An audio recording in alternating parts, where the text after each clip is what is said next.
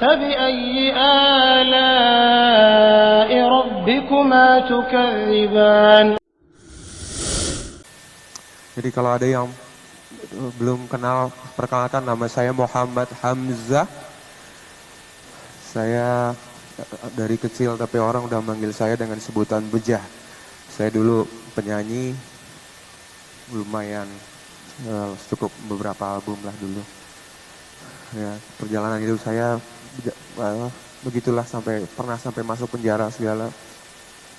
Hijrah 3 kali gagal. Hijrah pertama karena saya nggak tahu ya, niat saya pengen dekat dengan Allah gitu.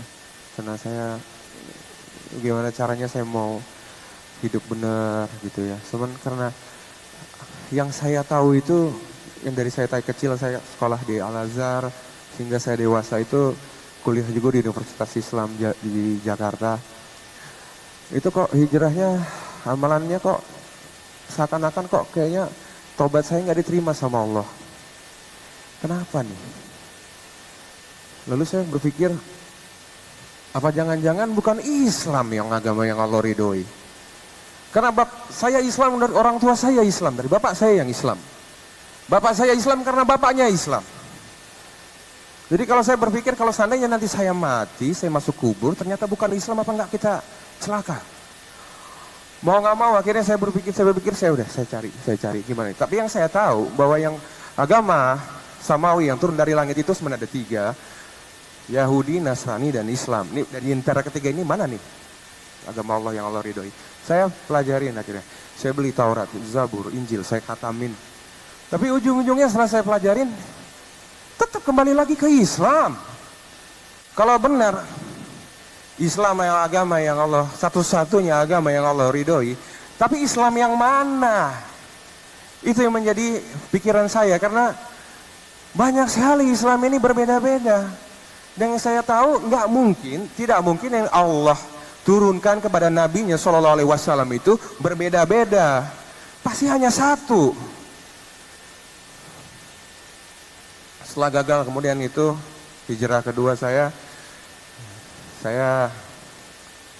mengamalkan amalan-amalan yang tidak ada perintahnya dari Allah dan tidak dicontohkan oleh Rasul Sallallahu Alaihi Wasallam. Zikir ribuan kali dan segala macam yang setelah diamalkan itu kok, kenapa nih? Tangan kayak ada listriknya. Pegang bola nyala. Subhanallah. Bukan ini yang saya cari. Saya nggak minta jadi sakti. Saya hanya pengen dekat sama Allah. Untuk apa sakti bisa terbang? Nabi kita SAW nggak bisa terbang. Nabi kita SAW tidak kebal. Ini salah. Saya yakin ini salah. Amalannya hanya zikir. Sedangkan sholat ditinggalin. Saya tinggalkan udah. Dulu anak ngumpulin umat. Ribuan. Bahkan pernah sampai puluhan ribu untuk jingkrak-jingkrak bermaksiat kepada Allah. Seharusnya mereka ada di dalam masjid lagi sholat, lagi tadaburin Quran, ini malah nyanyi-nyanyi seakan-akan anak takut nyembah-nyembah anak. Semoga Allah mengampuni dosa-dosa anak di masa lalu. Lalu anak berdoa kepada Allah, ya Rabbku, dulu Anda mengajak umat untuk bermaksiat, sekarang bantulah Anda untuk mengganti dosa-dosa Anda yang lama. Ingin sekali Anda membuat kajian, mengumpulkan umat untuk meluruskan pemahamannya. Gak lama jemaah, Masya Allah, semenang Anda mengikuti pemahaman para sahabat ini, manhaj salaf, demi Allah, semua doa ana diijabah oleh Allah. Kita hanya tinggal ngikutin aja apa yang udah Allah perintahkan dan ajarkan dan para sahabat telah lakukan. Udah itu aja, cukupkan dengan itu. Cukupkan dengan Al-Quran dan sunnah. Hidup mulia, mati insya Allah masuk surga. Terima kasih banyak. Assalamualaikum warahmatullahi wabarakatuh. Semua orang di akhir hayatnya pasti pengen lebih dekat sama Allah. Tapi yang jadi masalah selalu di akhir hayatnya aja. Nah, ketika di akhir hayat kita udah pengen dekat sama Allah, pasti kita akan banyak penyesalan. Aduh, coba aja kalau dulu saya ngafalin Al-Quran. Coba aja dulu saya udah haji. Itu penyesalan akan datang terakhir. Gitu. Nah, apa ya? Selagi kalian masih muda, banyak sekali amalan-amalan yang mungkin kita di usia tua sudah tidak bisa melakukan. Tapi ada fadilah buat kalian yang muda-muda yang kalian bisa amalkan. Yang insya Allah juga itu akan menjadi keuntungan kalian nanti di yaumul akhir. Jadi saran saya, pertimbangkan ilmunya supaya bisa ilmu itu bermanfaat bukan hanya di dunia dan di akhirat. Jadi semoga kalian menuntut ilmu itu suatu hal yang bisa kalian manfaatkan di dunia dan di akhirat. Karena bagi saya nggak bisa membanggakan, ya Allah dulu saya ini menciptakan banyak fans, terus banyak lagu di hadapan Allah. Pada akhirnya itu nggak bisa meningkatkan derajat saya. Terus kalau saya bilang saya dengan uang ini saya bisa sedekah dengan banyak segala macam, tapi kita melakukan hal yang haram, nggak bisa. Jadi untuk dari segi musiknya, karena ketika musik itu kalian nggak lakukan, otomatis kalian tuh menutup pintu khamar, pintu rokok juga, terus bercampur dengan wanita, ya. Jadi dengan menutupnya pintu musik dan industri musik, kalian itu menutup banyak hal yang sifatnya mudarat, yang mungkin kalian nggak menyadari ya. Oh, mungkin hanya ngedengerin musik aja. Kalau 1 juta orang berpikiran seperti itu, otomatis sponsor akan masuk, orang penjual khamar juga akan masuk, dan memang yang menjadi tampilan di depannya itu adalah, kalau kalian lihat di kafe, kita sering dulu main di Medan. Di kafe di Medan ya, yang ditampilkan di depan billboard itu musisinya. Bukan, hayu malam ini kita minum khamar bareng-bareng dengan para wanita yang bisa datang ke tempat itu gratis, enggak. Tapi musisi yang akan dikedepankan menjadi pintu pembuka maksiat itu. Nah, jadi saya mengingatkan diri saya sendiri, buat kalian juga, buat para musisi juga, jangan mau menjadi pintu maksiat untuk orang lain memasuki maksiat itu. Jadi setutup erat-eratnya, jangan mau kita jadi pintu maksiat. Apalagi sekarang anak muda, di mana kalian hidup nanti zaman yang fitnahnya lebih dahsyat lagi. Kita lihat arah aplikasi sekarang kemana, arah sosial media kayak gimana. Kalian harus bisa lebih menjaga diri gitu, karena semakin tahun kayaknya kita akan menghadapi situasi yang sangat sulit buat agama kita. Jadi mudah-mudahan kalian istiqomah terus belajar untuk dunia dan akhirat. Mudah-mudahan dengan itu kalian nanti di ujung hayatnya husnul khotimah dan tidak ada penyesalan, dan dengan menuntut itu bisa mengantarkan kita semua ke dalam surga insyaallah. Ustaz mau tanya hukumnya mendengarkan musik, memainkan alat musik ya. Hukumnya musik bagi anak-anak, karena di sekolah ada pelajaran tertentu yang diiringi musik, contohnya senam. Jazakallah khair. Ya, saya berharap begini ya, ke depannya pun kalau misalnya Bapak Ibu lagi bertanya dengan saya, tolong diikutin sampai selesai tuntas penjelasan, kemudian direnungin. Saya nggak minta spontanitas langsung diambil gitu kan. Anda boleh renungin, kemudian Anda lihat nanti ya, insya Allah minta petunjuk sama Allah supaya dikasih petunjuk yang benar. Saya termasuk yang sering mengingatkan kepada kaum muslimin, terutama jemaah pengajian saya, untuk menjauhi musik. Mohon maaf Bapak Ibu sekalian, karena begini, ada alasan. Bapak Ibu tahu, kalau Anda mau anak Anda hafal Quran, yang paling pertama Anda praktekin, kalau mau hafal Quran dan cepat ya, jangan dengarkan musik dan jangan interaksikan dengan lawan jenisnya, kecuali apalagi kalau dia sudah balik, nggak boleh. Itu spontan, hafalannya bisa sulit sekali. Kalau dia sudah mulai dengar musik dengan mau hafal Quran, sulit bersatu. Atau dia berinteraksi dengan lawan jenisnya, kalau kita bahasakan biasa pacaran, maka itu pasti spontan. Ayat Quran mustahil bisa bekas sama dia. Kalau Anda masukkan anak-anak Anda di tempat-tempat tahfidz Quran yang benar, pasti begitu ajarannya. Kalau dari sisi pandangan agama, Abu Bakar radhiyallahu anhu pernah mengistilahkan musik dan alatnya itu dengan mazamirus syaitan. Apa itu? Anak-anak panahnya syaitan yang bisa menusuk hati manusia. Abdullah bin Mas'ud radhiyallahu anhu, sahabat Nabi, berkata, pada saat menjelaskan ayat Al-Quran yang berbunyi a'udzubillahi minasyaitonirrajim wa minan nasi may yashri lahwal hadits yudilla an sabilillah, ada sebagian orang yang mempermainkan kata-kata untuk menyesatkan manusia dari jalan Allah. Kata Abdullah bin Mas'ud, sahabat Nabi ini, demi Allah itu adalah musik, demi Allah itu adalah musik. Beliau mengatakan ini. Jadi cukup banyak statement para ulama berhubungan dengan masalah musik ini. Umumnya mereka lebih cenderung semua mengatakan lebih baik dijauhi, lebih baik dijauhi, karena dia sulit bertemu dengan Al-Quran. Dua hal yang kontroversial, nggak bisa, sulit ketemu. Al-Quran atau musik? Susah. Kalau orang sudah biasa dengar musik, mustahil dia biasa mendengarkan Al-Quran. Itu agak sulit untuk menyatukannya gitu kan. Maka saya selalu sarankan untuk dijauhi, Allahu a'lam.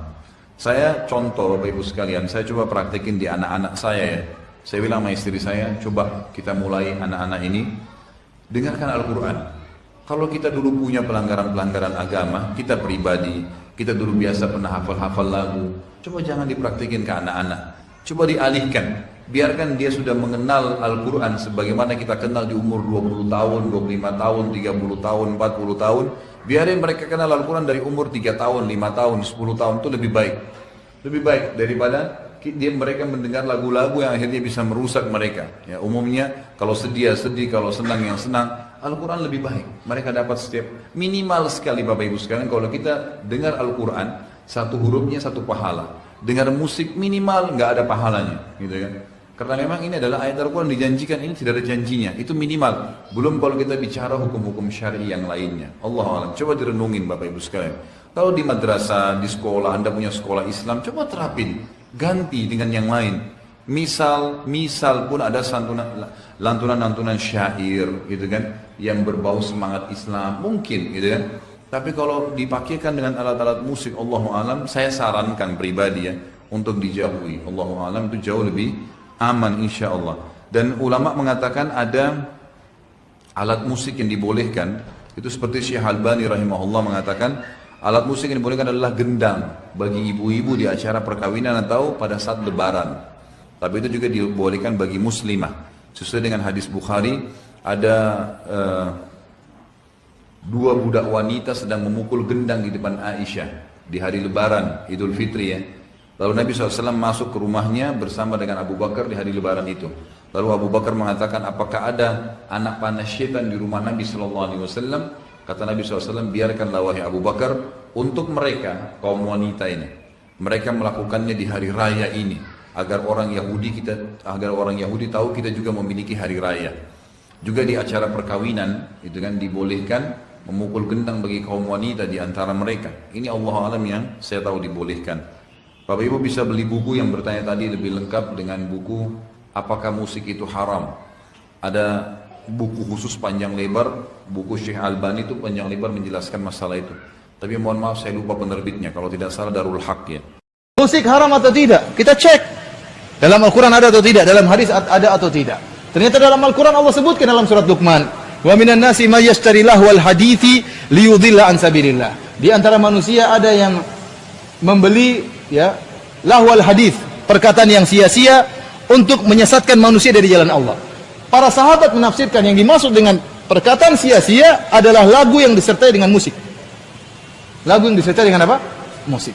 Dalam Sahih Bukhari Rasulullah SAW mengatakan, la yakunanna aqwamun min ummati yastahilluna al-hira wal harira wal khamra wal ma'azif. Akan ada dari umatku suatu kaum yang mereka menghalalkan zina, menghalalkan kain sutra bagi lelaki, menghalalkan khamr, bir, dan menghalalkan alat-alat musik. Oleh karenanya 4 madhab ya, baik madhab Hambali, baik madhab Syafi'i, baik madhab Maliki ya, baik madhab Hanafi, semuanya mengharamkan musik. Dan ini ijma'. Antum buka buku fikih Syafi'i, buku apa saja, mau kitab Al-Um karangan Imam Syafi'i, atau kitabnya Imam Nawawi Majmu' Syarah Al-Muhadzab, atau kitab-kitab yang lainnya, kalau mereka sudah bahas alat musik mereka haramkan. Oleh karena Imam Syafi'i dalam kitab Al-Um mengatakan, jika ada orang kafir masuk di rumah kita kemudian curi alat musik, maka tidak boleh dipotong tangannya. Kenapa? Hukumnya sama seperti dia mencuri khamr dari rumah kita. Hukumnya sama dia mencuri babi dari rumah kita. Imam Syafi'i menyamakan antara babi, khamr, dan alat musik, hukumnya sama-sama haram. Kalau dicuri maka tidak boleh pencurinya dipotong tangan, karena dia mencuri barang yang haram. Demikian juga Imam Syafi'i mengatakan, kalau ada orang dalam kitab Al-Um, kalau ada seorang masuk di rumah seseorang, kemudian seorang muslim dimasuki oleh orang kafir, kemudian ada alat musik dia hancurkan, maka tidak boleh diminta ganti rugi. Kenapa? Karena dia telah menghancurkan peralatan yang haram. Makanya kalau antum masuk misalnya di toko-toko alat musik, antum hancurkan, kemudian antum bawa perkataan Imam Syafi'i, ini Al-Um, Imam Syafi'i mengatakan tidak usah diganti. Iya, tidak usah diganti, tapi ditangkap polisi ya. Para hadirin Allah Subhanahu wa taala, saya mungkin antum kaget, ada sebagian antum kaget kok musik haram. Saya pun kaget seperti antum. Saya dulu pemusik, saya juga dulu main-main band. Saya tiap hari tidak bisa tidur kecuali dengar musik, kecuali main musik. Dan tidak mudah untuk melepaskan, tapi tatkala saya tahu hukumnya haram, saya tahu hikmahnya benar. Orang yang main musik pasti lalai. Pasti lalai. Dan apa musik-musik? Taruhlah musik itu halal. Taruhlah musik halal. Antum lihat, musik yang tersebar apa sih? Isinya cinta-cinta, suami istri, ditinggal kekasih, kemudian nunggu pacar, nunggu cewek. Semua itu isinya gitu cuma. Di mana? Di mana mau jihad kemudian tunggulah, ini mau jihad gimana joget-joget dulu, nggak nyambung. Oleh karenanya bikin orang lemas, bikin orang loyo, bikin orang cengeng. Itu semua gara-gara apa? Aslinya akhirnya istri pun tidak mau dipoligami. Gara-gara apa? Terlalu banyak nonton apa? Dengar-dengar musik-musik seperti itu. Mau saya ya ini bercanda. Mau saya kenyataan isi musik seperti itu. Apa yang ente harapkan? Coba ente cari musik Islami berapa persen sih? Musik Islami nggak sampai 1%, itu pun orang malas dengar. Mana musik Islami dibandingkan dengan Bon Jovi, dengan Axl Rose? Nggak ada apa-apanya, nggak enak sama sekali. Orang lebih tertarik dengan musik-musik yang hebat-hebat. Maka kalau kita bilang musik pun asalnya halal, kebanyakannya juga apa? Haram. Apalagi musik hukum asalnya apa? Halal. Kemudian kita pun bertasyabuh dengan orang Nasrani. Orang Nasrani beribadah dengan alat musik, dan kita tidak boleh bertasyabuh dengan orang Nasrani, terutama dalam peribadatan. Dan semua ulama mengharamkan. Imam Syafi'i, Imam Nawawi, Ibnu Hajar Al-Haytami dalam kitabnya Az-Zawajir an Iktirafil Kabair, peringatan terhadap dosa-dosa besar, dia masukkan main musik dalam dosa besar.